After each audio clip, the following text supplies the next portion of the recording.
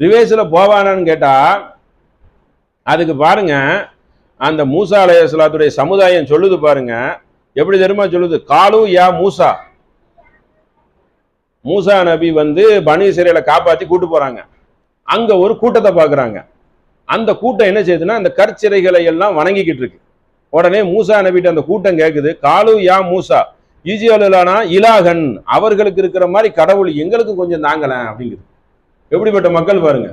அங்க ஒரு மக்கள் வந்து அல்லாஹ் வந்து காட்டுறான், கடல்ல இருந்து தப்பிச்சு அந்த காப்பாத்தி அங்க போனதும் அங்க ஒரு சமுதாயம் என்ன செய்யுதுன்னா கல் சிலைகளை வணங்குது. வணங்குறத பனி இஸ்ரேல் பாக்குறாங்க.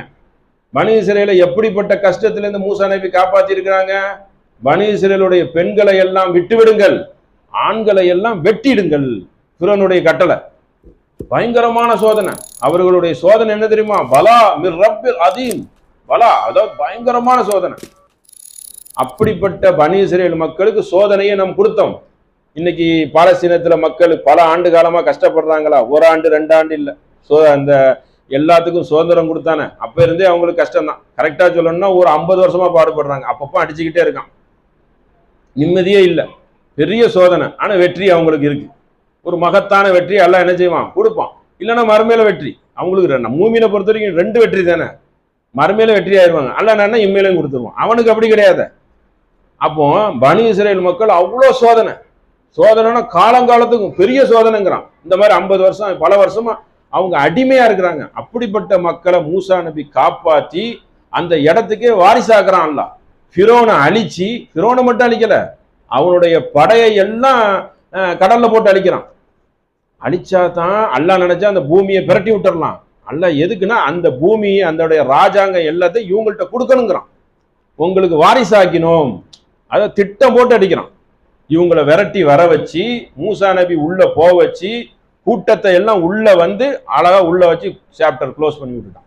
அப்படின்னா என்ன ஆகும்? திரும்ப அப்படி ரவுண்டு கட்டி திரும்ப வந்துருவாங்க. அந்த மக்கள் வந்து இந்த நாட்டில் அவங்க ஆட்சி செய்வாங்க. ஆட்சி செய்தாங்க. அப்ப அவங்களுக்கு தான் அதை கொடுத்தான்னு சொல்லி அல்லாஹ் சொல்லி காட்டுறான், அவங்கள வாரிசாக்கணும்னு சொல்லி.